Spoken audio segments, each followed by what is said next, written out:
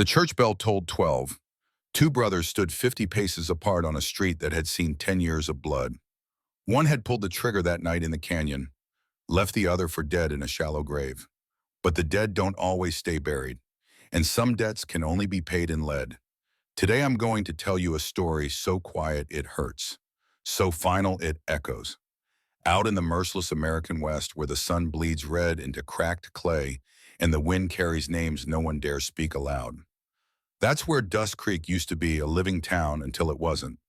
It begins with one rider appearing on the horizon at dusk, a single silhouette against a dying sky. One man who should have been dead for 10 years, one glance that made a killer flinch, and one promise carved deeper than any bullet. Before we kick off this adventure, don't forget to hit like on the video and let us know in the comments where you're watching from. Today I'm going to tell you a story so quiet it hurts, so final it echoes. Out in the merciless American West, where the sun bleeds red into cracked clay and the wind carries names no one dares speak aloud, that's where Dust Creek used to be a living town until it wasn't. It begins with one rider appearing on the horizon at dusk, a single silhouette against a dying sky. One man who should have been dead for 10 years. One glance that made a killer flinch. And one promise carved deeper than any bullet. Before we kick off this adventure, don't forget to hit like on the video and let us know in the comments where you're watching from. The canyon stretched wide and merciless under the midday sun, heat rising in waves from red stone that had seen 1,000 deaths and would see 1,000 more. Buck Slade rode easy in his saddle, sweat darkening the band of his hat, his sorrel gelding picking its way over loose shale with the careful precision of a creature that knew one wrong step meant a broken leg and a bullet. The walls rose steep on either side, carved by water that hadn't run here in 50 years. Shadows pooled deep in the crevices where rattlesnakes coiled and waited for nightfall. Buck was whistling, some tuneless thing he'd picked up in a saloon 3 towns back, the notes thin and off-key against the vastness of stone and sky. He'd been riding circuit for Colt Harlan for near on 5 years now, collecting debts, breaking fingers, burning the occasional homestead when folks got uppity about taxes they couldn't pay. Good work if you had the stomach for it, and Buck Slade had stomach enough for anything. He rounded a boulder the size of a house, the trail bending sharp where erosion had eaten away the softer rock. The gelding stumbled, once hoof catching on loose stone, and Buck cursed, yanking the reins to steady the animal. The horse snorted, ears flicking forward, sensing something Buck's whiskey-soaked instincts had missed. The rifle crack came sharp and flat, the sound bouncing hard off canyon walls like a whip snap that echoed 3 times before silence rushed back in. Buck's body jerked backward in the saddle, arms flying wide in a motion almost graceful, almost like a man embracing the sky one last time before the fall. His revolver slipped from numb fingers, clattering against rock with a sound like breaking teeth. He toppled slow. The world tilted. Red stone became blue sky, became red stone again. He hit the dust with a heavy thud that sent a plume of crimson rising around him, settling gentle on his coat, on his face, on the spreading dark stain that bloomed across his chest like a flower opening to rain. The gelding shied, reared once, then bolted down the trail, reins trailing behind like the last threads of a life cut short. Buck lay where he'd fallen. His breath came in wet rasps, blood bubbling at his lips. He tried to speak, but no words came, only the soft gurgle of a man drowning in his own lungs. His eyes still open, stared up at the strip of sky visible between canyon walls, watching a lone hawk circle high, impatient. On the ridge above 200 yards distant, a figure stood motionless against the glare. Tall, lean, dressed in a long duster coat, the color of desert sand. The Winchester rifle still rested against one shoulder barrel, wrapped in dark cloth to kill the glint. The face remained hidden beneath the wide brim of a weathered hat, features lost in shadow. The figure worked the lever. The spent brass ejected spinning bright gold in the sunlight before it pinged soft against stone and rolled into shadow. Then the figure turned, moving down the far side of the ridge with the careful precision of someone who knew how to leave no tracks, how to vanish into landscape like smoke into wind. Buck's breathing stopped. The hawk circled once more, then drifted west toward easier carrion. The canyon held its silence. Miles away, in a room above a general store in Santa Fe, a man sat at a scarred wooden table cleaning a Colt revolver by lamplight. His hands moved with the automatic precision of ritual rag moving in slow circles over barrel cylinder grip. Each motion had been performed 10,000 times before. Each motion would be performed 10,000 times again if he lived that long. His name was Calamity Jack Harlan, though he'd taken back his birth name Rose after that night in the canyon, though that name had been dead and buried for a decade. The man who wore it now was 40 years old, gray, threading his dark hair, lines carved deep around eyes that had seen things no man should see and lived anyway. A scar hooked along his jaw, white, and raised the kind of mark a knife leaves when it cuts to bone. Another scar older pulled tight across his left shoulder where a bullet had gone in and out 10 years back in a canyon not far from here. On the table before him, 6 brass cartridges stood in a perfect row. Each one had been marked with a knife letters carved careful into the soft lead of the bullet tip. 6 names, 6 debts, 6 promises made in fever and pain and the howling dark of a shallow grave. Buck, Rafe, Jed, Slim, Gage, Colt.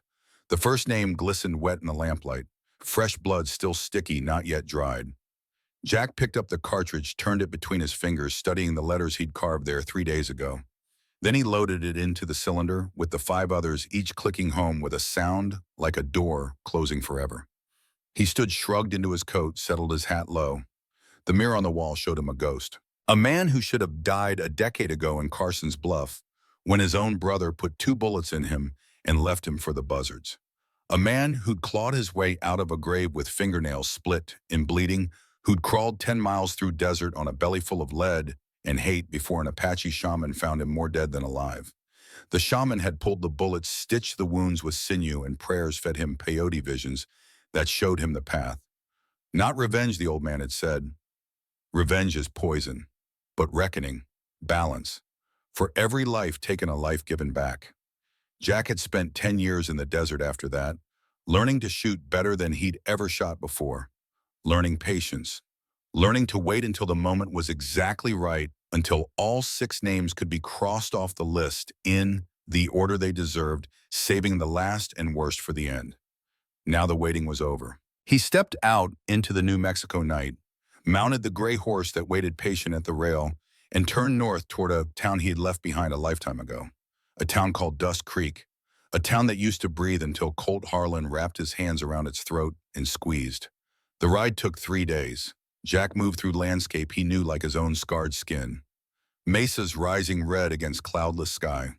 Arroyos cut deep by flash floods that came once a decade and scoured the earth clean.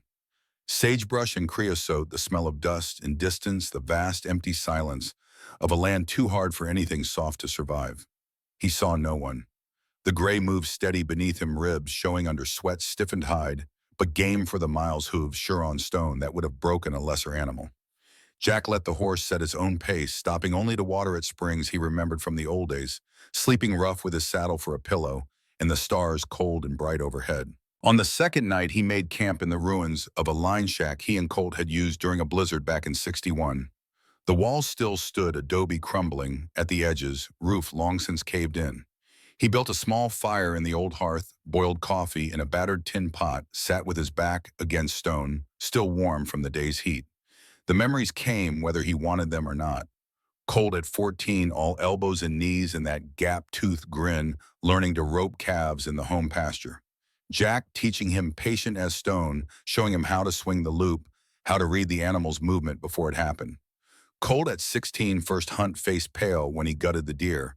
Jack had shot, hands shaking as he learned the brutal intimacy of death and meat and survival.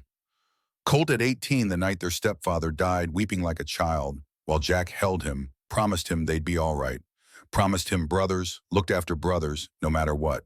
Colt at 20, eyes hard and hungry in the lamplight, counting out the gold from the Carson's Bluff, job, his share, and Jack's share, and the crew's share, the numbers adding up to a new life, a fresh start, freedom from the poverty that had dogged them since childhood. Colt at 20 turning that gun on him. The look in his eyes, not angry, not sorry, just cold, calculating. The look of a man doing arithmetic, deciding that one brother dead meant a bigger share for the one left living. Jack poured the coffee dregs on the fire, watched the embers hiss and die, rolled himself in his blanket and slept without dreams. On the third day, he crested the ridge above Dust Creek, just as the sun bled orange across the western sky. The town spread below him, smaller than he remembered. A collection of weathered buildings hunkered low against the wind, false fronts sun-bleached to the color of old bone, the main street a ribbon of red dust running straight through the middle like a scar. The church steeple rose white against the darkening sky cross-tilted, where wind and time had worked it loose. The saloon, the Silver Spur, sat squat and dark-windowed on the corner, its sign creaking slow on rusty chains. A scattering of houses spread outward from the center, most with curtains drawn tight despite the heat, as if the occupants preferred darkness to the risk of being seen. No children played in the street, no dogs barked, just the wind and the occasional creak of wood settling, the whisper of dust moving in small spirals down empty boardwalks. Jack sat his horse a long time studying the town, marking the changes. A new building where the land office used to be. The livery stable expanded new corrals out back. The Hayes place on the edge of town fence posts, leaning drunk where fire had taken half the barn. He could feel eyes on him even at this distance. Could imagine the whispers spreading house to house like fever.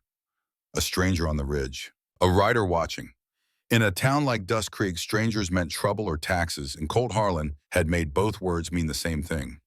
Jack touched his heels to the gray's flanks. The horse started down the slope, picking its way, careful through loose rock and scrub.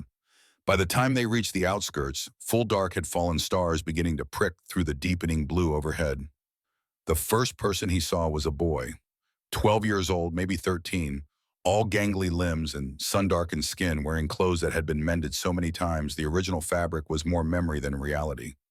The boy was on his knees in the dust outside the general store, blood trickling from his nose while two men stood over him. Hard men, the kind Colt favored. Gun belts slung, low boots, expensive, the easy arrogance of folks who knew the law would never touch them. The taller one had his boot on the boy's back, pressing him down into the dirt. "Folks owe Mr. Harlan," the man was saying. "Your daddy owes Mr. Harlan. And when daddy can't pay, the debt passes to the son. You understand me, boy?" The boy didn't answer. His hands were clenched in the dust, knuckles white, but he didn't cry. Didn't beg. Just lay there, taking it with a kind of dignity that made Jack's chest tight. The second man laughed, a sound like gravel in a bucket. "Should we take a finger, might remind daddy to pay up next time." The first man considered this boot pressing harder. The boy's breath came in shallow gasps. Jack dismounted. The sound of his boots hitting the boardwalk carried sharp in the evening quiet. Both men looked up, hands dropping instinctive toward their guns, then hesitating when they saw he wasn't wearing his iron where they could see it. "Leave the kid alone," Jack said. His voice came out rough smoke, damaged the voice of a man who'd spent 10 years speaking mostly to himself and horses in the vast, indifferent desert. The tall man straightened boot coming off the boy's back. "Who the hell are you, just passing through? Then pass on through. This don't concern you." Jack stood easy weight, balanced hands loose at his sides. The coat hung open just enough to show the Colt revolver tucked in his belt, walnut grip worn smooth by years of use. "I'm making it concern me." The two men exchanged glances, arithmetic happening behind their eyes. Stranger armed, confident. Unknown quantity.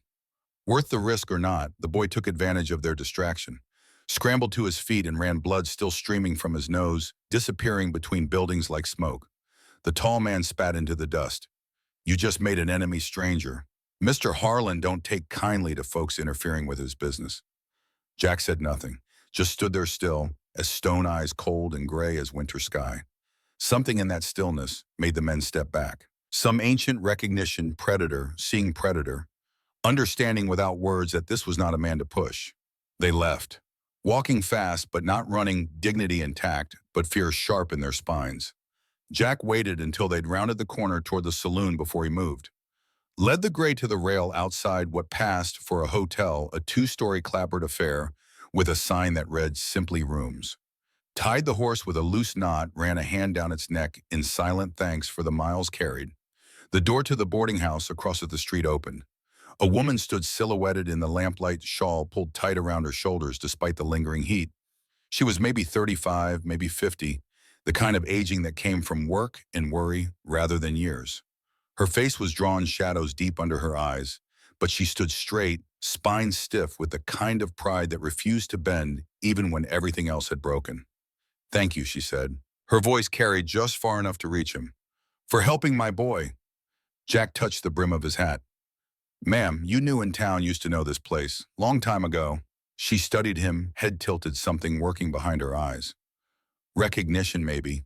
Or just the cautious assessment of a woman who'd learned the hard way that strangers could be salvation or damnation with nothing in between.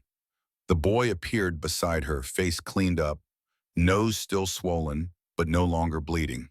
He stared at Jack with the kind of open curiosity children have before the world teaches them to hide their thoughts.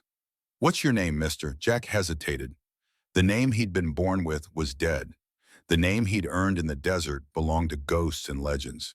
But some truths couldn't stay buried forever. "Jack," he said finally. "Just Jack." "I'm Tommy," the boy said. "Tommy Hayes. That's my ma, Nora." Nora's eyes widened. "Just a fraction, just enough to notice if you were watching, careful." Jack rose. Her voice came out barely above a whisper. "But they said you were dead," Jack finished. "Yeah, I heard that too." She stepped down off the porch, came closer, lamplight falling across his face. Her hand rose like she might touch him to make sure he was real, then dropped. "Colt said you died in the desert, after Carson's bluff. Said you got greedy, tried to take his share of the gold, and he had to defend himself." Jack's jaw tightened. The scar along it pulled white. "Colt says a lot of things, most of them lies." Nora looked back at her son, then at Jack again. When she spoke, her voice was steady, but something desperate lived underneath it. "This town's been bleeding since he came back. Taxes on everything, protection money, farms burned if folks can't pay. My husband tried to stand up to him. They found Thomas hanging from the church bell 3 months later." Tommy's face went pale at the mention of his father, but he didn't look away. Just stood there taking it, learning early what grief looked like, what injustice tasted like, when you had to swallow it day after day. "I'm sorry for your loss," Jack said. "Are you here to kill him?" Nora asked. The question was direct, unafraid. A woman who'd seen enough death that one more didn't shock her anymore. Jack didn't answer right away.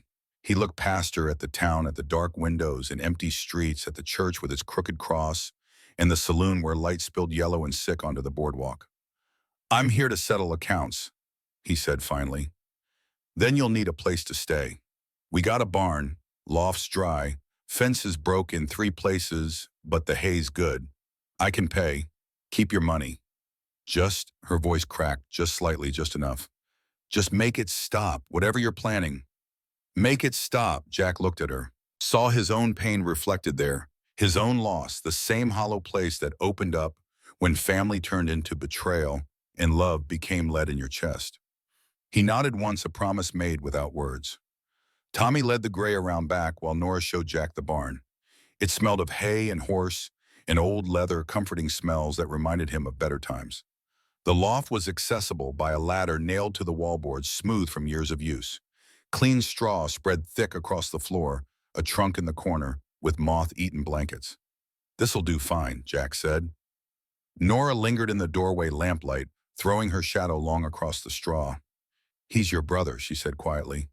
"Can you really?" Jack turned to face her. In the lamplight, the scars on his face stood out sharp, the white line along his jaw, the puckered mark on his shoulder visible where his shirt hung open. "He stopped being my brother the night he left me to die." She nodded, asked no more questions, left him to the dark and the silence and the weight of what was coming. Jack climbed to the loft, spread his bedroll over the straw, sat cross-legged with his back against rough planks, the Colt in his lap, and from an inside pocket drew out the 6 brass cartridges. They gleamed dull gold in the moonlight, filtering through gaps in the roof. One by one he held them up, reading the names carved there. Buck he'd already checked off the list, the bullet that bore that name, still lodged somewhere in Red Canyon dirt, having done its job.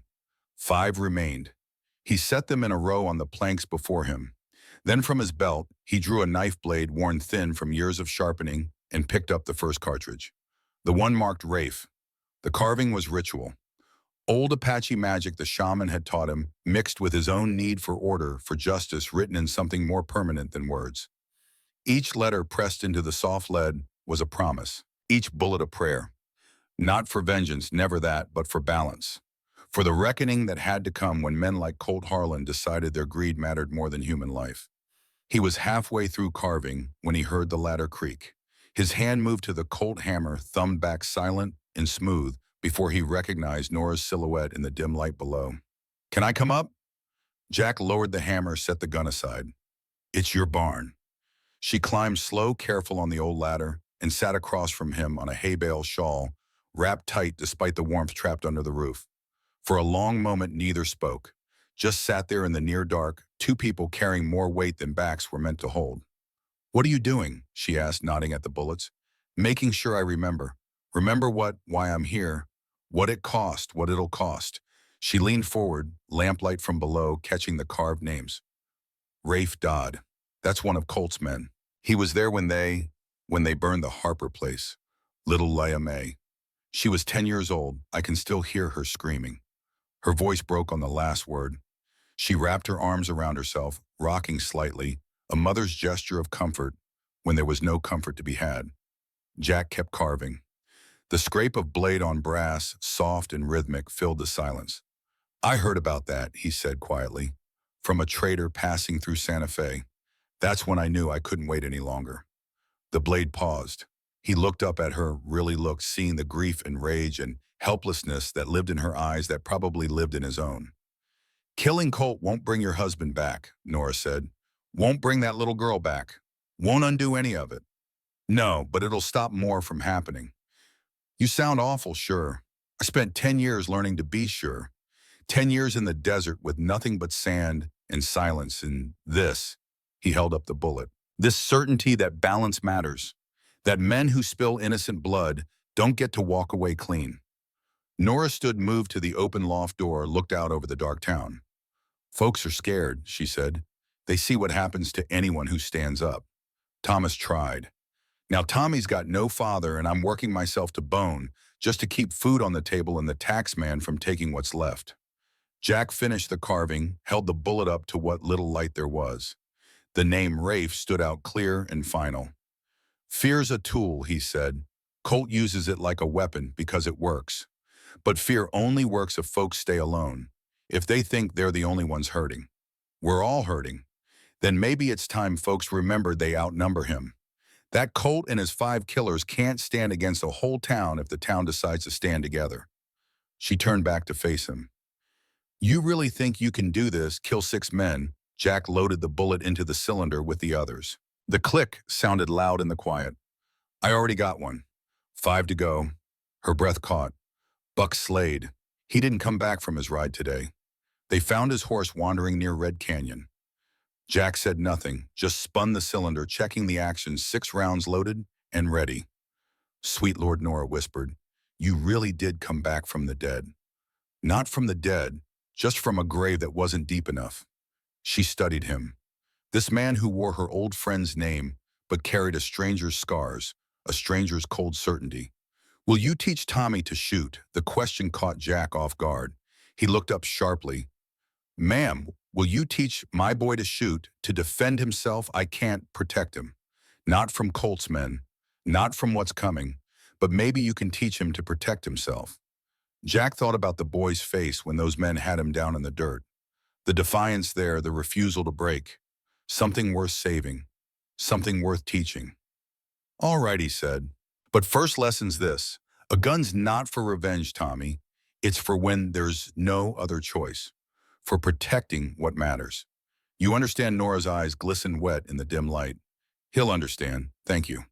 She climbed down the ladder, footsteps fading across the barn floor, door closing soft behind her. Jack sat alone in the loft, the 6 bullets in his hand, the weight of promises made, and blood soon to be spilled heavy on his shoulders. Tomorrow he'd go into town proper. Tomorrow he'd walk into the Silver Spur and look his brother in the eye for the first time in 10 years.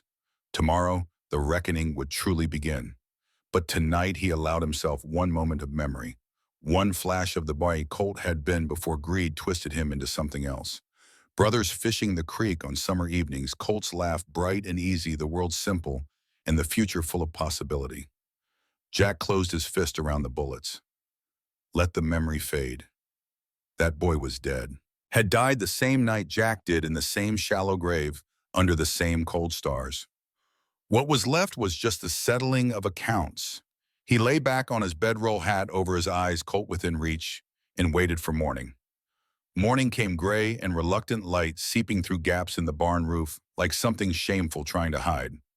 Jack woke before first bird called a habit of 10 years in hostile country where sleeping past dawn meant dying before breakfast.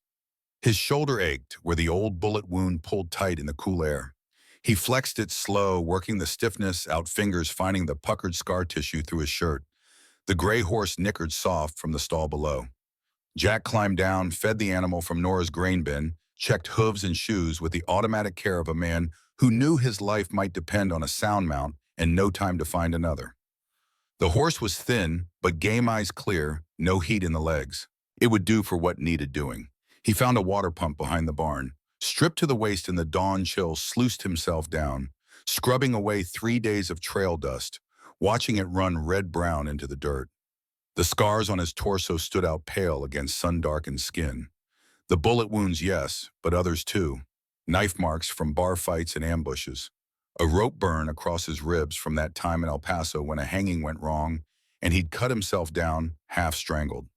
The brands of a life lived hard and violent, written on flesh that refused to forget. When he was clean, he dressed careful. The clothes were worn but mended shirt, boiled white vest, brushed clean of dust. The duster he left folded in his bedroll. Today he'd walk into town as himself, not as a ghost, not as a shadow. As Jack rose alive and reckoning. The Colt he checked 3 times.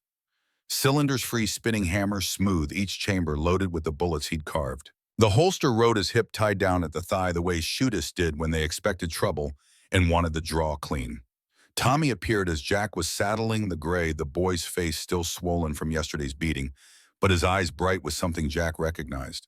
Not quite hero worship, but close. The desperate hope that someone, anyone might stand between him and the men who killed his father. "You going to the saloon?" Tommy asked. "Eventually. Can I come?" "No." Tommy's face fell, but he didn't argue. Just stood there fidgeting with a stick, working up courage for something. "Will you really teach me to shoot?" Jack tightened the cinch, checked it twice, then turned to face the boy. "Get your daddy's gun." Tommy's eyes went wide. He ran for the house, came back carrying a battered Remington revolver wrapped in oilcloth. The weapon was old percussion cap rather than cartridge, but clean, and cared for, the barrel bright, where someone had kept the rust at bay. Jack took it, checked the action, nodded approval. "Your daddy took care of his tools. Mom makes me clean it every week. Says it's all we got left of him. It's more than that. It's a responsibility." "You know what that word means?" Tommy shook his head. "Means when you carry this, you carry the weight of what it can do. Every bullet has a cost, son. Every shot changes the world somehow. Your job is to make sure that change is worth the price." He handed the gun back. "First lesson, never point it at anything you are not ready to destroy. Second lesson, always assume it's loaded even when you know it's not. Third lesson, the man who draws first don't always win. The man who thinks before he draws, who waits for the right moment, who knows when not to shoot. That man survives." Tommy held the Remington like it was made of glass and lightning both. "When do we start?" After Jack said, "After I've had words with some folks in town." He swung into the saddle. The gray shifted, eager for movement after days on the trail.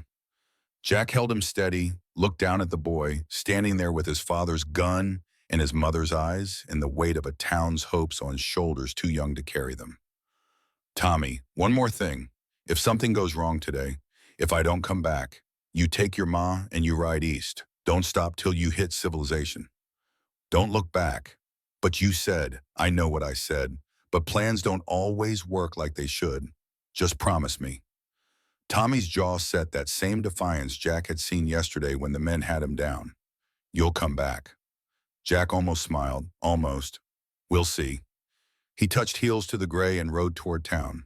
Dust Creek looked different in daylight. Still quiet, still wary, but now Jack could see the details he'd missed in the dusk. The way curtains twitched when he passed. The way men on porches put hands near guns, then thought better of it. The way the whole town seemed to hold its breath, waiting for something to break, for the tension that had been building for years to finally snap like an over-tightened wire.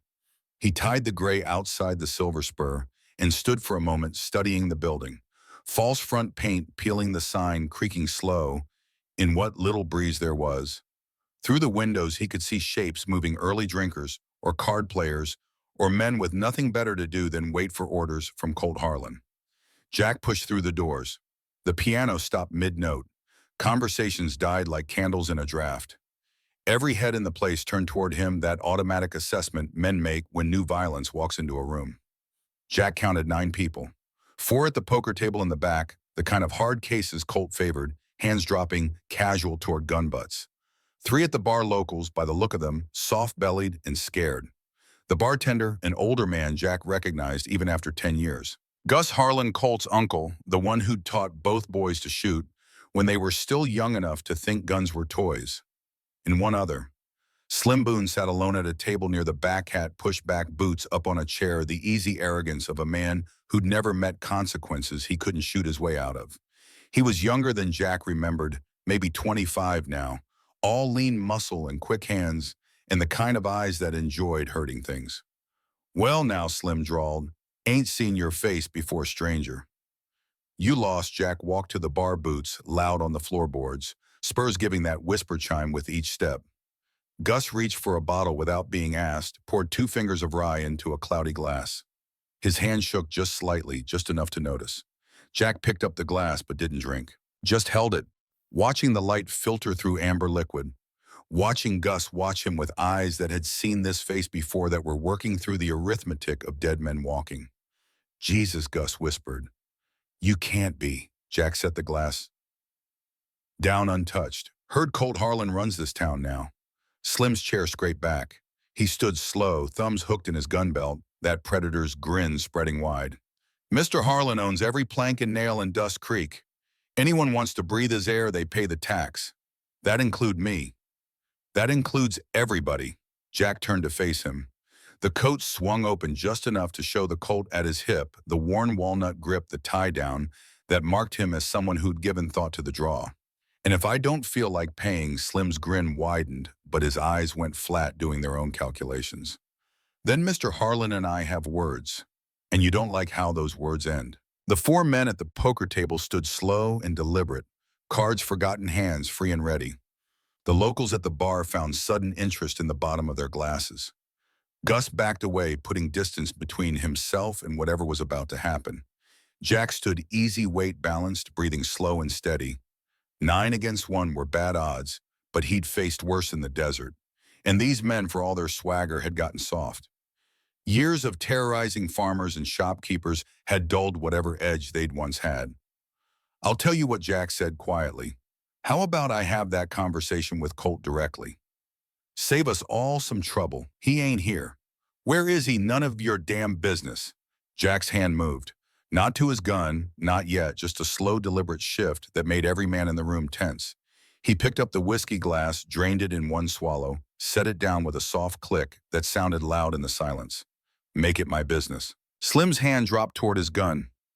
Got halfway there before he realized Jack hadn't moved, was just standing there, watching with those cold gray eyes that had seen death up close and personal and weren't particularly impressed. Slim's hand stopped, rose back up, arithmetic finally catching up with instinct, survival overriding pride. "He's at the Hayes place," one of the poker players said. "Went out there this morning with the gauge to collect on back taxes." The words hung in the air for 3 seconds before their meaning crashed home. Jack's expression didn't change, but something in his stillness went from quiet to lethal, from water to ice. "How long ago?" "Hour, maybe." Jack was moving before the man finished speaking. 3 long strides to the door, pushing through into morning sun that seemed too bright, too clean for what he was feeling. Behind him he heard chairs scraping, boots hitting floor. Slim's voice rising. "Hey, you can't just..." The Colt came out smooth. Jack didn't aim, didn't even look back, just pointed behind him and fired once. The bullet took the doorframe 6 inches from Slim's head, close enough to feel the wind of its passing, close enough to make a point. "Stay," Jack said. Then he was on the gray and riding hard, the town blurring past boardwalks and false fronts and frightened faces, watching from windows as something they'd thought was finished was buried. Came thundering back to life. The Hayes place sat a mile outside town fence line, visible from the main road, the burned barn skeletal against the sky. Jack saw the horses first, two of them tied at the rail, expensive mounts with silver conchos on the bridle, the kind of animals men bought when other people's money made them rich. He slowed the gray to a walk, let the animal catch its breath while his own breathing evened out, while the fury that had driven him from town cooled into something colder, more useful. Anger made you fast, but got you killed. Ice made you careful, made you deadly. He dismounted 50 yards out, ground-tied the gray in a wash where it wouldn't be seen, approached the house on foot with the Colt drawn and ready. His boots made no sound on the hard pack. 10 years in the desert had taught him how to move, like smoke, like shadow, like something that belonged to the landscape and could vanish into it at will. Voices carried from inside the house. Nora's high and frightened, a man's cruel and amused. Jack recognized that voice would have known it anywhere, even after 10 years, even though it belonged to someone he'd never met. Gage Lyle, the man who'd been with Colt at Carson's Bluff, the man who'd helped dig the grave, the man whose name was carved on a bullet that had been waiting a decade to find him. Jack pressed himself against the sun-warmed boards of the house, moving silent along the wall toward the window, where voices leaked through gaps in the shutters. Inside, Nora was speaking, her voice tight with the kind of control that came from knowing one wrong word could mean death. "I told you, I don't have the money. The harvest won't come in for another month." Gage Lyle's laugh was ugly, the sound of a man who enjoyed fear the way other men enjoyed whiskey. "That's what your husband said, right before we hung him. Month after month, same story. Always next time, always later. Mr. Harlan's tired of waiting. Please, just give me until—" The sound of a slap cut her words short. Then Tommy's voice, young and furious, rising in a shout that broke halfway through. "Don't you touch her!" The thud of a body hitting the floor. Nora's cry, Gage's voice again, lower now, more dangerous. "Boy needs to learn respect. Maybe I teach him the same lesson we taught his daddy." Jack came through the door fast and low, the Colt up and tracking before the hinges stopped creaking. The room snapped into focus with the crystalline clarity of violence about to break. Nora on the floor, blood at the corner of her mouth. Tommy sprawled near the fireplace, trying to rise his father's old Remington, lying 3 feet away, where Gage had kicked it. And Gage himself turning from the boy, hand dropping toward the revolver at his hip, eyes going wide when he saw who stood in the doorway.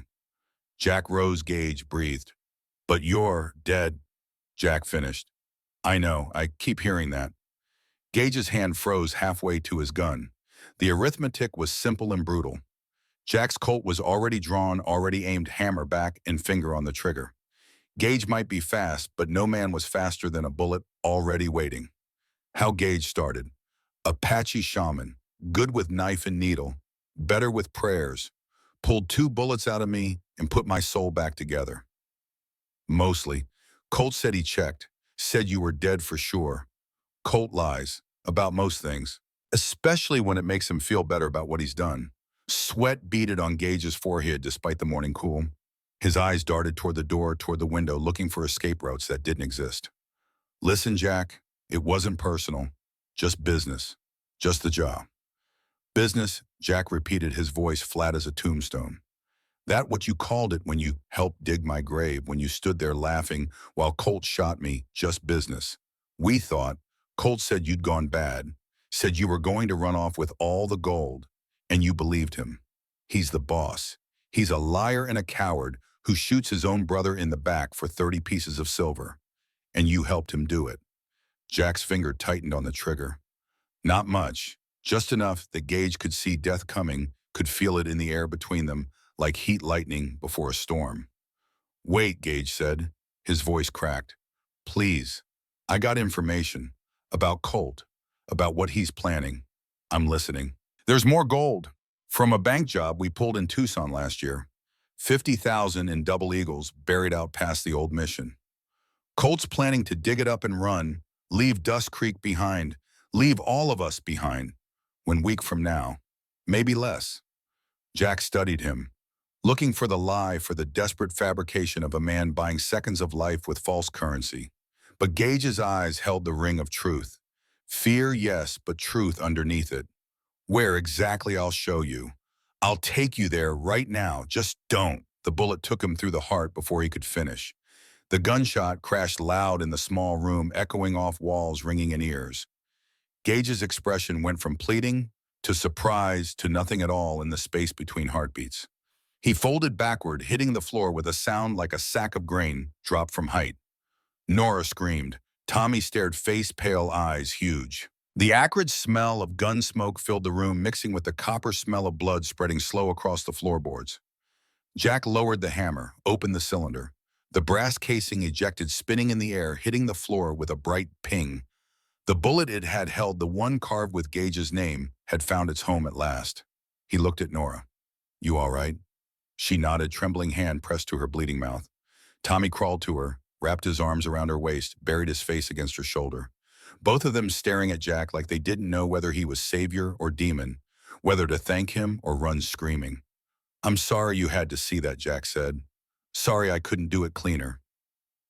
But he was going to hurt you. Hurt the boy. I couldn't let that stand." "You killed him," Nora whispered. Just like that. Men like Gage don't change, don't get better. They just find new people to hurt until someone stops them permanent."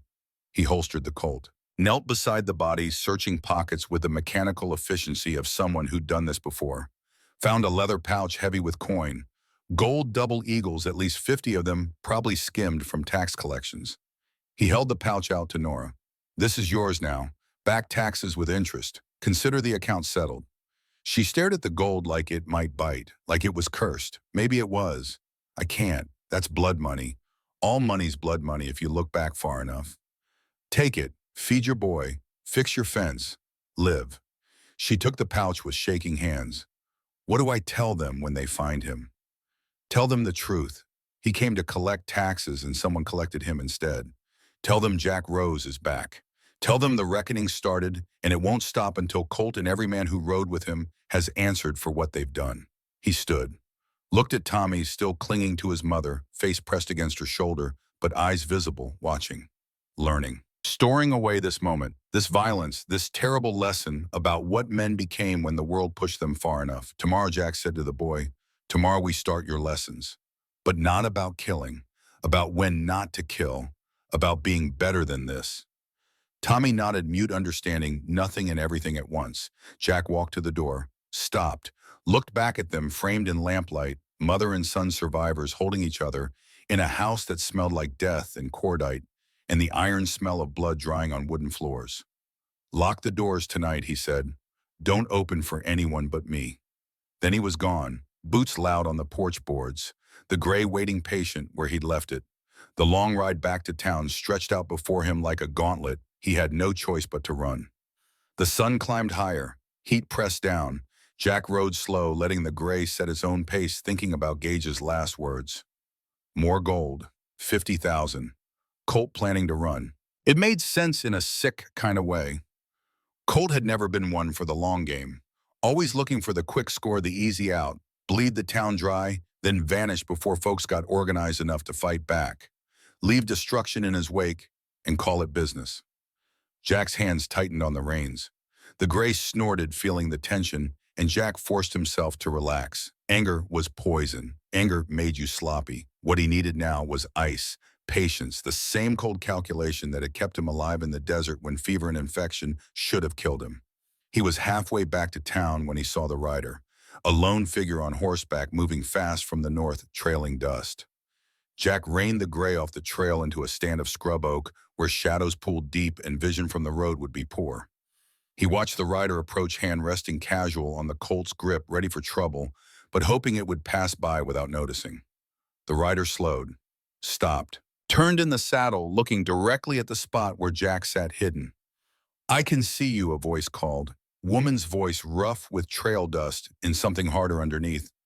"You might as well come out. I'm not looking for a fight." Jack waited, studying the rider. Female, yes, maybe 30 years old, dressed in men's clothes, duster coat, despite the heat, Winchester rifle slung across her back. She sat her horse like someone who'd been born in the saddle, easy and confident, the kind of poise that came from years on the trail. He nudged the gray forward into sunlight. The woman studied him with eyes the color of slate, taking in the tied-down holster, the trail-worn clothes, the face marked by violence and in hard years. "You're Jack Rose," she said, not a question. "And you are Rose McAllister. I've been tracking Colt Harlan for 2 years. Heard a rumor yesterday that someone killed Buck Slade in Red Canyon. Professional work, long range. Figured it was either you or God himself, and God don't generally bother with the likes of Buck Slade." Jack said nothing, just sat his horse waiting, the old wariness rising. In his experience, coincidences were usually traps and helpful strangers were often neither. "I'm not here to stop you," Rose said. "I'm here to help. Don't need help. Everyone needs help, even dead men walking." She dismounted, stood with her hands visible, away from weapons showing good faith. Up close, Jack could see the scarred tissue on her neck and old burn marks that climbed from collar to jawline. The kind of scars fire left, the kind that never fully healed. "Colt's men burned my ranch in New Mexico 3 years back," she said. "My husband tried to fight them off. They shot him, threw his body in the barn before they lit it. I got out with my son, barely, held him while the place burned. Where's your boy now?" Her face went hard as stone. Pneumonia took him 6 months later. Lungs never recovered from the smoke. He was 6 years old. Died coughing up blood, asking me when Daddy was coming home. Jack's jaw tightened. He knew that particular species of pain, knew how it burrowed into your chest and made a home there, how it whispered to you in the dark, that the only cure was making someone else hurt the way you hurt. "I'm sorry," he said and meant it. "Don't be sorry. Be smart. You can't take down Colt and his boys alone. I've been watching them for months. I know their patterns, their hideouts, where they're vulnerable. We work together, we both get what we want, which is justice. Maybe revenge too. Hard to tell the difference sometimes." Jack considered. Every instinct screamed trap, but her eyes held the same cold certainty he saw in mirrors, the same willingness to die if it meant taking the right people with her. Engage's words echoed. There were 5 names left on his list. 5 men who'd learned to watch each other's backs, who traveled in pairs or groups, who wouldn't be as easy to catch alone as Buck had been. "Tell me what you know about Rafe and Jed Dodd," he said. Rose smiled. It wasn't a pleasant expression. "The brothers. They're guarding a grain barn tonight east of town. Stolen wheat from farms that couldn't pay taxes. Colt's planning to sell it in Santa Fe, pocket the profit. Place is isolated. No witnesses. If someone was looking to thin the herd, that's where I'd start." Jack nodded slowly. "And what do you get out of this? Same thing you do. Dead men who deserve killing. And maybe when it's done, maybe I sleep better. Maybe my boy's ghost stops asking me why I didn't make them pay." She swung back into her saddle. The Winchester shifted on her back barrel, wrapped in cloth, the same way Jack wrapped his, the mark of someone who understood long-range work. "I'll be on the ridge overlooking the barn tonight," she said. 200 yards out. I'll take Jed. You take Rafe. Clean, quiet, no witnesses. They die and the grain gets distributed back to the farms it was stolen from. Why should I trust you? You shouldn't. But you will because you've already done the math. 5 against 1 is suicide. 5 against 2, those are odds a man can work with. She turned her horse north. "Midnight," she said over her shoulder. "And Jack, try not to shoot me by mistake. I'd hate to have come all this way just to catch a bullet from the wrong gun." Then she was riding off, dust rising in her wake, leaving Jack alone with his thoughts and his suspicions and the slow burn of something that might have been hope if he let himself feel it. He didn't ride straight back to town. Instead, he turned east, following a route he remembered from the old days, circling wide to approach the grain barn from high ground, where he could see without being seen. The building sat squat and weathered in a shallow valley, surrounded by nothing but scrub and empty sky. One road in, one road out, isolated enough that screams wouldn't carry, perfect for the kind of business Colt and his boys conducted. Jack found a spot on the ridge where rock and sage provided cover, settled in to watch. Within an hour, he'd cataloged the layout. The barn's single door facing east, the loft opening on the west side, 2 horses tied outside expensive mounts with silver tack, movement inside, shadows visible through gaps in the wallboards. As the sun dropped toward the horizon, a wagon rolled up. 2 men Jack didn't recognize, farmers by the look of them, faces weathered and resigned. They loaded grain sacks, while Rafe Dodd stood watch hand near his gun, that casual arrogance of someone who'd never been challenged and couldn't imagine a world where he might be. The farmers left. The barn went quiet. Lamplight flickered to life inside as darkness gathered. Jack withdrew, heading back toward town, his mind turning over Rose's words, her story, the arithmetic of trust and betrayal. He'd been burned before by people who claimed to want justice, but he'd also learned to read pain in faces, to recognize the difference between lies and truth. Truth told in voices that shook despite themselves. Rose McAllister's pain was real. Whether that made her trustworthy remained to be seen. He reached Nora's place after full dark. She met him at the barn door, lamp held high, face still showing the bruise from Gage's slap, but eyes steady. "Tommy's asleep," she said. "Couldn't stop talking about what happened. About you. He thinks you're some kind of avenging angel." "I'm not, I know. But let him think it a while longer. Hope's a rare thing in this town. He needs it." Jack unsaddled the gray, rubbed the animal down with handfuls of straw-checked hooves and legs by lamplight. The rituals of care, the small acts that kept man and horse alive when the world turned hostile. "What happens now?" Nora asked. "Now I finish what I started. 2 more tonight if things go right. 3 after that. Then Colt. And then Dust Creek gets to decide what kind of town it wants to be. With Colt gone, with his boys dead or scattered, folks can breathe again. Build again. Live without fear." You make it sound simple. It is simple. Not easy, but simple. Men like Colt rule through fear. Take away their muscle, their enforcers, their ability to hurt people, and they're just men. Weak men who have gotten fat on other people's suffering. What if you die trying? Then someone else will have to finish it. But I don't plan on dying. I've come too far for that. He climbed to the loft. Nora followed, settling on the hay bale like she had the night before, watching him lay out his weapons. The Colt, a knife blade honed to razor sharpness, a length of rope. The tools of violent work spread neat and careful on clean cloth. "Did you love him?" she asked suddenly. "Colt, I mean." "Before." Jack's hand stilled. "Yeah, like a brother, like the only family I had. Our folks died when I was young. Fever took mine, poverty took his. We found each other in an orphanage in Kansas City. The Harlans adopted us both, raised us side by side, taught us to shoot, to ride, to look out for each other. Colt he was my whole world once.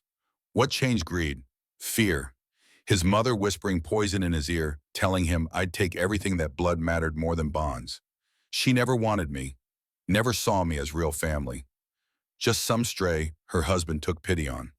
He picked up the Colt, checked the cylinder again, though he'd checked it 3 times already. The remaining bullets gleamed in lamplight. 4 names left: Rafe, Jed, Slim, Colt. The night of the Carson's Bluff job we were celebrating. Drunk on success and whiskey and the dream of what that gold could buy. Freedom, we thought, a ranch somewhere, cattle clean living. Colt pulled me aside, said he needed to show me something. Led me out to the canyon edge. Jack's voice went flat, empty, the tone of someone reciting facts about events that happened to someone else. I turned my back to look where he was pointing. Heard the hammer cock. Turned back and saw the gun aimed at my chest. Asked him what he was doing. He said, "I'm sorry, brother, but Mama says it has to be this way." Then he fired. First bullet took me in the shoulder, spun me around. Second one caught me in the side as I fell. I went over the edge, rolled maybe 30 feet down scree rock. Lay there bleeding, watching them peer down from above. Colt said, "Make sure he's dead." So they came down and I played dead, held my breath while they checked for a pulse, found one too faint to matter. They dragged me to a shallow hole they'd already dug. Buried me under 2 feet of sand and stone. Sweet Lord, Nora breathed. I woke up 3 days later, don't know how, don't know why, clawed my way out with fingernails split to bone, crawled till I couldn't crawl anymore. Apache hunting party found me, brought me to their shaman. Old man named Gray Wolf. He pulled the bullet, stitched me up, fed me peyote and prayers, and kept me alive when by all rights I should have died. He looked at her, then really looked, letting her see what the desert had made him. I spent 10 years with them, learning their ways, learning patience, learning that revenge poisons the man who carries it, but reckoning, true reckoning, that's just balance. That's making the scales level again. Gray Wolf taught me that, taught me to carve the names, to let each bullet be a prayer for justice, not vengeance. What's the difference? Jack smiled, sad and tired. Vengeance is taking more than you're owed. Justice is taking exactly what's owed and not a drop more. Every man on my list chose their path. They knew what they were doing when they helped Colt kill me, when they terrorized this town, when they burned farms and hung innocent men. I'm just the bill coming due. Nora stood, moved to the loft door, looked out over the dark town.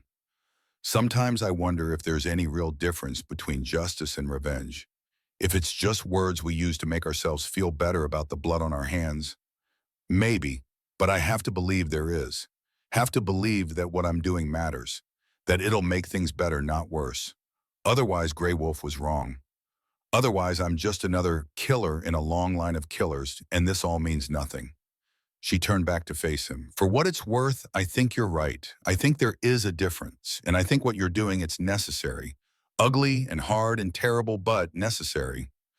Jack nodded his thanks, words inadequate for the absolution she was offering. I should let you rest, she said. You've got work tonight. After she'd gone, he lay back on his bedroll, staring at the dark rafters, listening to night sounds.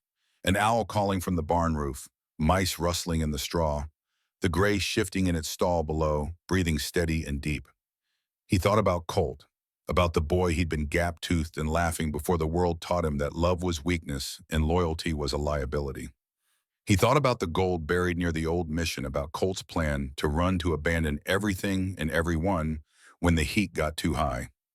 Some part of Jack, the part that had loved his brother, once wanted to let him run. To let him take the gold and vanish and live out his days somewhere far from here, haunted by guilt, but alive. But the larger part, the part carved from desert and pain and 10 years of patient waiting, knew better. Knew that men like Colt didn't stop, didn't reform. They just found new towns to bleed new people, to hurt new brothers to betray when the price was right. At 11:30 he rose, checked his weapons one final time. The Colt loaded with 4 bullets, 4 names, the knife sharp enough to shave with. He left the rope behind. Tonight would be gun work, pure and simple. He climbed down from the loft, moving silent through the barn past the gray, who watched him with dark, knowing eyes. Outside, the stars burned cold and bright, the moon a thin crescent barely lighting his way. The walk to the grain barn took 40 minutes. He moved careful, staying off the trail, using terrain and shadow the way Grey Wolf had taught him. By the time he reached his position on the ridge, midnight was close, and the barn below sat quiet save for lamplight leaking through wall cracks. A shadow moved on the opposite ridge. Rose McAllister, settling into position, 200 yards out, Winchester barrel, wrapped dark so it wouldn't catch moonlight. She didn't signal, didn't acknowledge him, just waited patient as stone. Below, the barn door opened. Jed Dodd stepped out, stretching, lighting a cigarette. The match flare showed his face clearly, the same face Jack remembered from that night 10 years ago, standing over his grave, laughing as they shoveled dirt onto what they thought was a corpse. Inside, Rafe's voice carried rough and ugly through the still air. Remember little Leah May Harper, screaming like a banshee when the roof fell in? Never heard a child make sounds like that. Jed laughed, smoke trailing from his mouth. Colt said it was a lesson. I say it was fun. Putting the fear of God into folks, that's how you keep them in line. Jack's hand tightened on the Colt. The rage that lived in his chest, banked and controlled for 10 years, flared hot and bright. He forced it down. Rage made you sloppy, made you miss. What he needed now was ice. He drew the Colt. Sighted careful on Jed's chest center mass, the shot he'd made 10,000 times in practice. Exhaled slow. Squeezed. The rifle crack from Rose's position came a heartbeat before his own shot. 2 reports almost simultaneous, rolling across the valley like thunder. Jed jerked, spun by the impact, going down hard. Jack's bullet, the one carved with Jed's name, took Rafe through the doorway, the man stepping out to see what the noise was about, catching lead through the heart before he understood what was happening. Both brothers dropped within seconds of each other. No screams, no last words. Just the brutal efficiency of bullets finding homes they'd been promised 10 years ago. Jack stayed frozen, counting heartbeats, watching for movement. None came. The barn sat silent, except for lamplight, still flickering inside, casting shadows that danced and swayed, but didn't rise. On the far ridge, Rose stood, gave him a nod he could barely see in the dark. Then she was moving down toward the barn. Winchester ready, checking bodies with the cold professionalism of someone who'd done this before. Jack descended his own side of the ridge. Met her at the barn entrance, both of them standing over the Dodd brothers, confirming what bullets had already confirmed. Clean work, Rose said. No suffering. That was the idea. She looked at him, moonlight catching her eyes. You could have made it last. Made them hurt. Most men would have. I'm not most men. And this isn't about making them hurt. It's about making them stop. She nodded slowly, something like respect flickering across her face. What now? Now we make sure this grain gets back where it belongs. And tomorrow Slim Boone learns he's next. They worked through the night, Jack and Rose moving grain sacks from the barn to a wagon they'd found behind the building. Heavy work, the kind that made shoulders burn and hands blister, but honest work. Returning stolen property to people who'd had everything taken from them, piece by piece, tax by tax, until nothing remained but empty cupboards and hungry children. By the time false dawn painted the eastern sky pale gray, they'd loaded every sack. Rose took the wagon reins, her face shadowed and tired in the growing light. I'll distribute this, she said. Drop sacks at each farm that got robbed. Anonymous-like. Let them think it's God's mercy or luck or whatever helps them sleep. Jack nodded, watching her skilled hands check the harness, the way she moved around the horses with easy confidence. A woman who'd known ranch work before Colt's men turned her life to ash and grief. Where will you be, he asked. Around? Watching. Slim Boone's next on your list, yeah? Yeah, he drinks at the saloon most nights. Gets mean when he's drunk, meaner when he's sober. Likes to hurt women for sport. I've been wanting to put a bullet in him for 2 years. Get in line. She smiled grim and cold. After Slim, there's just Colt left. You thought about how that goes. He's not going to face you fair. He's a backstabber and a coward. He'll stack the deck, bring reinforcements, do whatever it takes to make sure you're the one who ends up in the ground. I've thought about it. And I'm still here, still breathing, still coming for him. That's all that matters. Rose studied him, reading something in his face that made her expression soften just slightly. You really loved him, didn't you, before? Jack looked away toward the horizon where sun would break soon, flooding the desert with light too bright to bear. Yeah, I did. I'm sorry. For what that's worth, it's worth something. Now go. Those families need that grain more than they need to know where it came from. She flicked the reins. The wagon rolled forward, wheels creaking, grain sacks shifting as the horses found their rhythm. Jack watched until she disappeared around a bend, then turned back toward town, toward the barn where 2 bodies lay cooling in the pre-dawn chill. He didn't bury them. Let the buzzards have them, let Colt find them, and know that the ghost he tried to bury was coming for him one bullet at a time. Let fear do its work the way Colt had used fear for years to keep this town on its knees. The walk back took an hour. By the time Jack reached Nora's barn, the sun had climbed high enough to burn off the morning cool heat pressing down like a heavy hand. He found Tommy in the yard practicing draw and aim with his father's old Remington, the boy's face set with fierce concentration. Jack watched from the shadows, saying nothing, letting the boy work through the motions on his own. The stance was wrong, weight too far forward, grip too tight. But the intent was right, the determination. The understanding that knowing how to shoot might mean the difference between living and dying in a world where men like Colt made the rules. You're gripping too hard, Jack said, finally stepping into sunlight. Tommy spun, gun coming up, automatic, then lowering when he saw who it was. Mr. Jack, I didn't hear you. Good. Means you were focused. But focus don't mean much if your technique's wrong. Here. He moved behind the boy, adjusting his stance, showing him how to distribute weight, how to let the gun rest natural in the hand instead of strangling it. Gun's a tool, Jack said. You don't force it. You let it work with you, not against you. Tension in your hands means tension in your aim. Relax. Breathe. Let the world slow down. Tommy tried again. Better this time, smoother, the old Remington coming up steady and sure. That's it. Now, most important lesson. You know when to shoot. You know when not to shoot, when there's no other choice, close. But it's more than that. It's knowing the difference between danger and pride, between protecting something that matters and proving something that doesn't. Your daddy, he stood up to Colt because he was protecting you and your ma. That was worth dying for. But if he'd stood up just to prove he wasn't scared, just to show he was tough, that would have been dying for nothing. Tommy lowered the gun, looking up at Jack with eyes too old for his young face. You killed 2 more last night. I heard folks talking. Jack didn't deny it. Rafe and Jed Dodd, they had it coming because they helped bury you, because they chose to be the kind of men who laugh while children burn, who steal from families that are starving, who use fear like a weapon against people who can't fight back. Is that what I'm learning? To fight back? Jack knelt, bringing himself eye level with the boy. You're learning to protect. There's a difference. Fighting back is about anger, about getting even.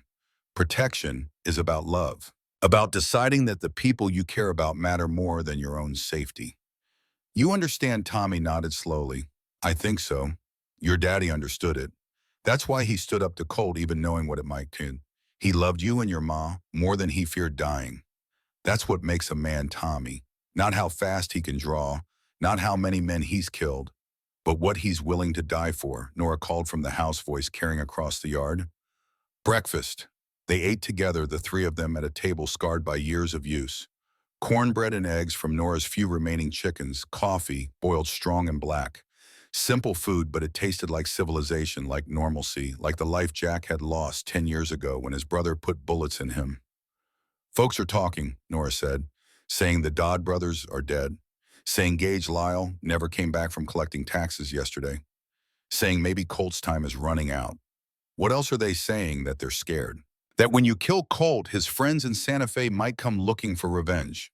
That maybe trading one tyrant for a gang of them is worse. Jack set down his coffee, the cup clicking soft against the table. Colt's got no friends, just business associates. And business associates don't ride into danger for a dead man. They cut their losses and move on. You sound sure. I am sure. I spent 2 years tracking Colt's connections before I came back. The people he deals with, they're vultures. They'll pick his core herbs clean, but they won't avenge him. There's no profit in it, Tommy spoke up, voice quiet but steady. What about after? After Colt's dead and his men are gone, what happens to Dust Creek? And Jack looked at the boy, seeing the question underneath the question. What happens to you? Will you stay? Will you be the father I lost? Words stuck in Jack's throat. He'd spent 10 years focused on one thing, reckoning, and he'd never let himself think beyond it. Never let himself imagine a future where the killing was done and he had to figure out how to live like a normal man again. That's up to the town, he said finally. Up to folks like your ma, like the families here, to decide what kind of place they want to build. Me, I'm just clearing the ground. What grows on it after, that's not my choice to make. Disappointment flickered across Tommy's face, but he hid it quick, nodding, like he understood, even though Jack could see he didn't. After breakfast, Jack went to the loft, stretched out on his bedroll, meaning to rest an hour before riding into town to deal with Slim. But exhaustion from the sleepless night caught up hard and fast. He dropped into darkness like a stone into deep water. He dreamed of Colt. Not the Colt who'd betrayed him, the Colt from before. 12 years old, all knees and elbows and that gap-toothed grin. The two of them fishing a creek that ran cold and clear through canyon country, sun warm on their backs, the future stretching out endless and full of possibility. In the dream, Colt looked at him with eyes still innocent, still unmarked by greed or fear. We'll always be brothers. Right, Jack? No matter what. No matter what, dreamed Jack replied. Then the scene shifted, twisted. The creek ran red. Colt stood on the far bank, gun in hand, muzzle flash bright as a dying sun. Jack felt the bullets hit, felt himself falling, felt the sand close over his face like a shroud. He woke, gasping, hand reaching for the Colt before his eyes were fully open. The loft was dark, shadows pulled deep in corners.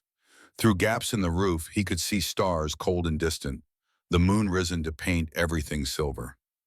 How long had he slept? Hours, judging by the moon's position. Wasted time. Slim would be drunk by now, mean and careless, the perfect target. Jack rose, strapped on his gun belt, checked the cylinder out of habit. 2 bullets remaining, 2 names.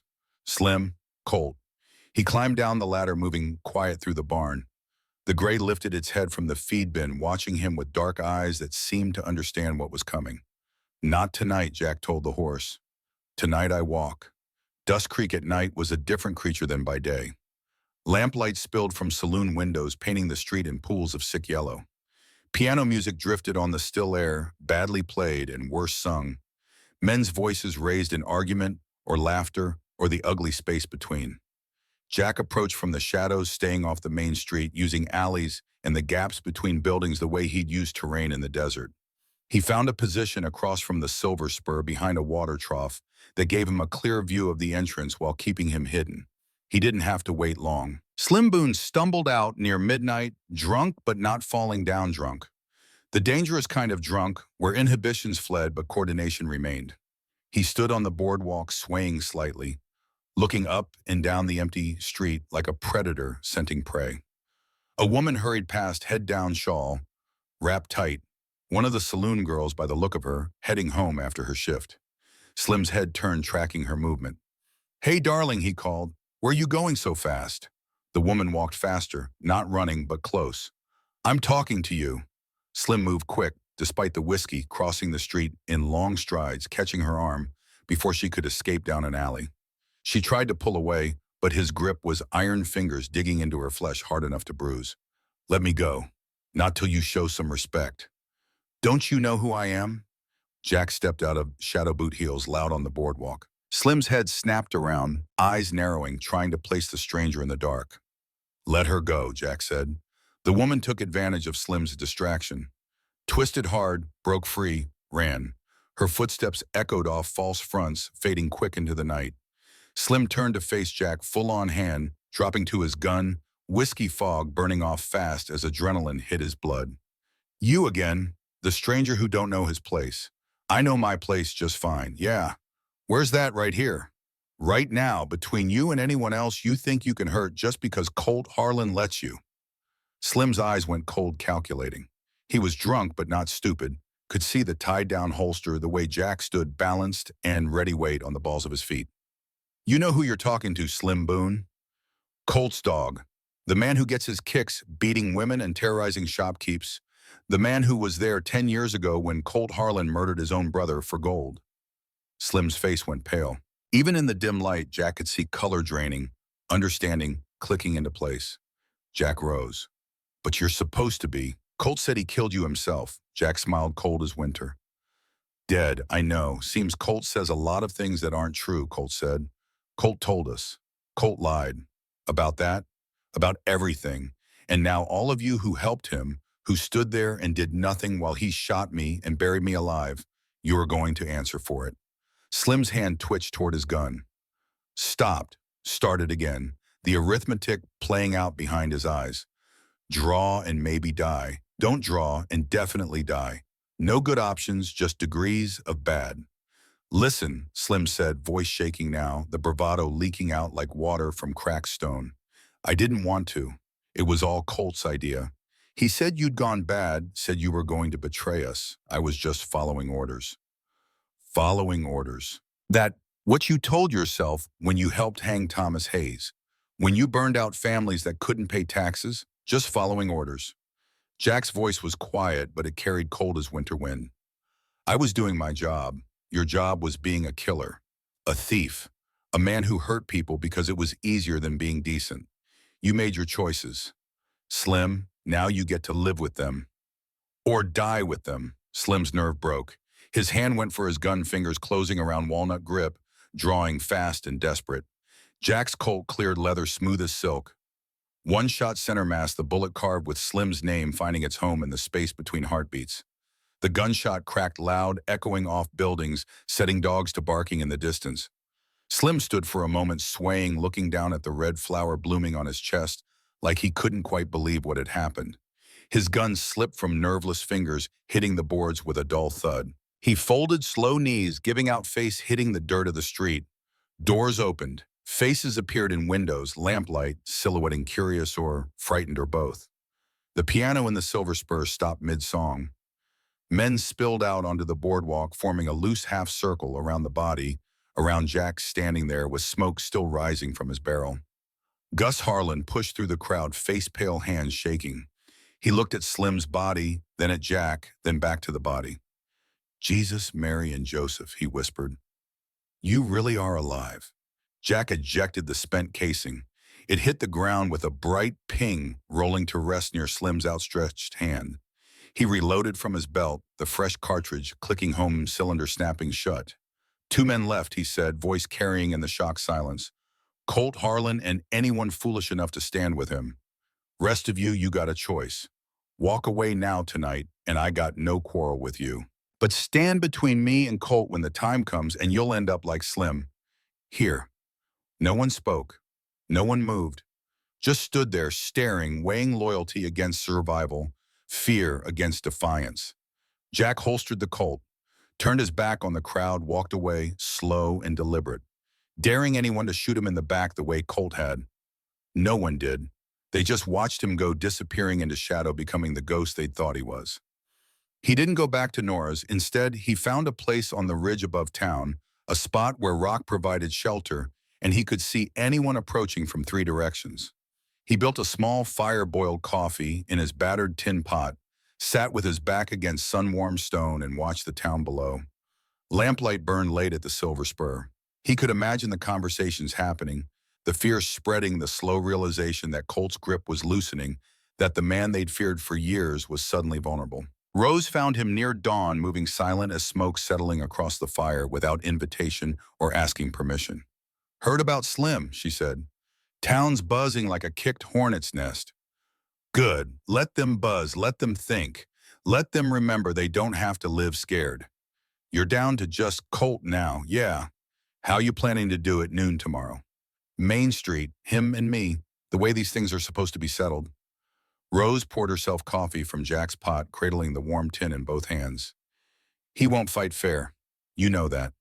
"I know, but I'm going to give him the chance anyway. For what we were. For the brothers we used to be."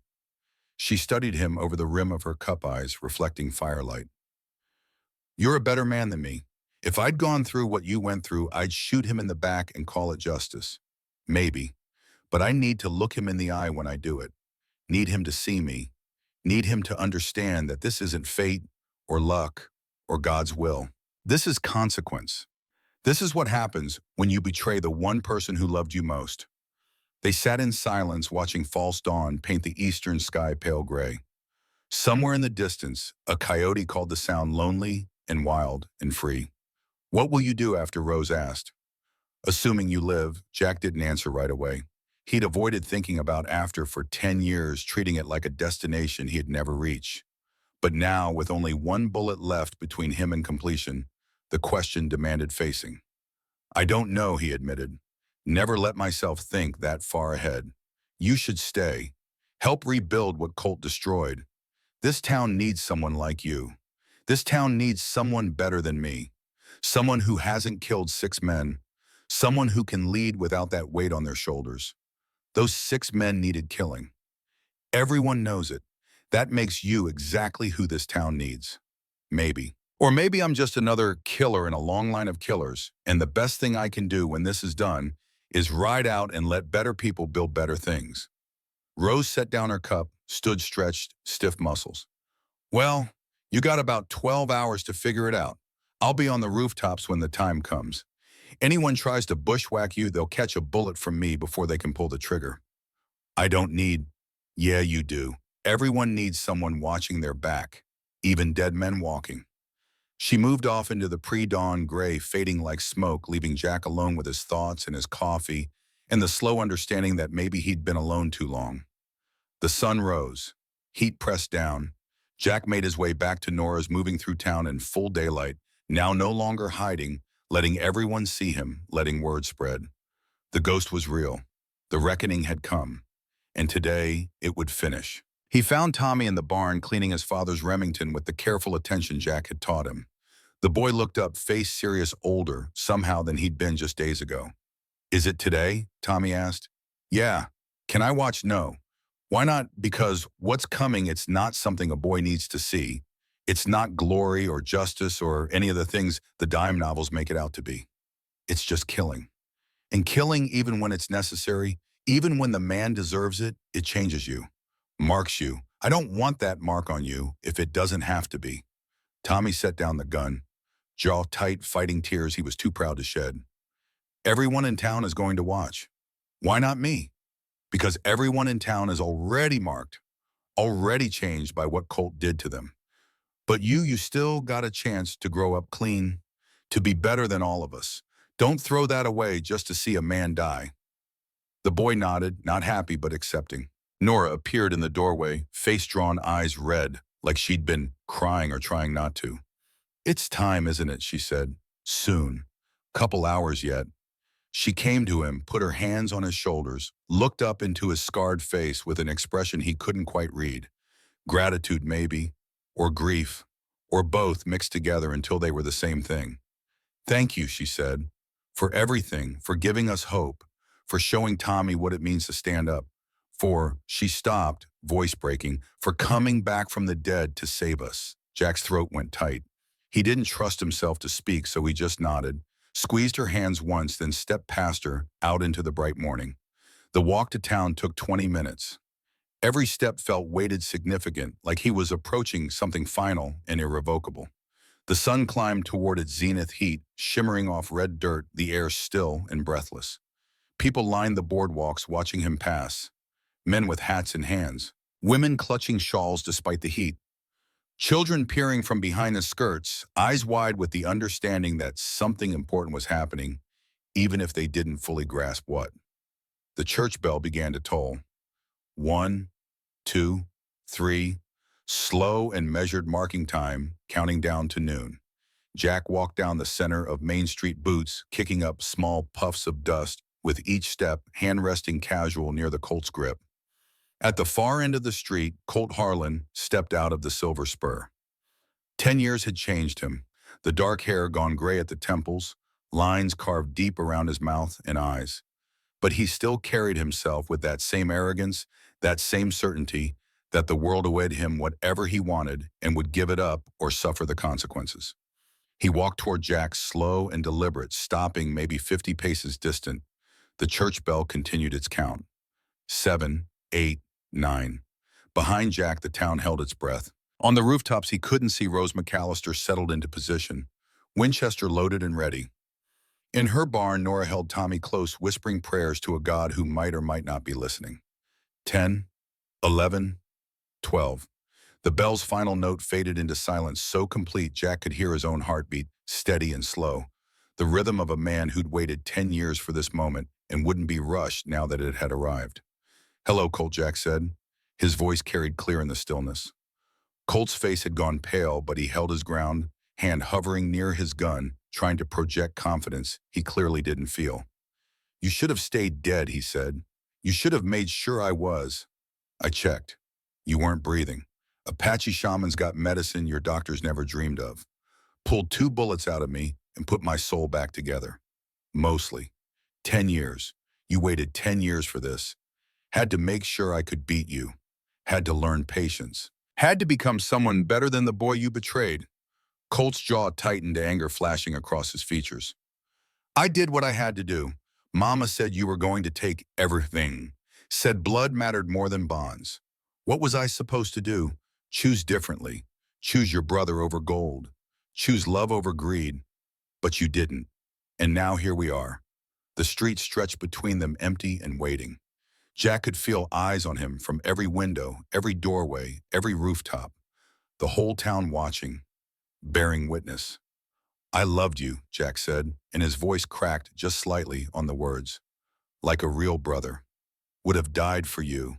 And you put bullets in me for 30 pieces of silver. It wasn't like that. It was exactly like that.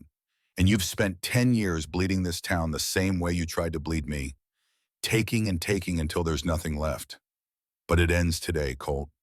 One way or another, it ends." Colt's hand dropped toward his gun. Jack's hand was already moving.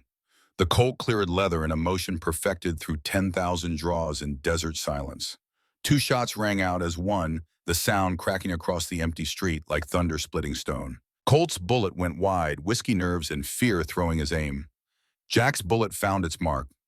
One carved with his brother's name, finally completing its decade-long journey home. Colt staggered, looked down at the red blooms spreading across his chest, looked up at Jack with something that might have been surprise, might have been relief. "Brother," he whispered. Then he fell. Jack walked forward, stood over the body of the boy he'd loved, the man he'd hated, the ghost that had haunted his every step for 10 years. He felt nothing.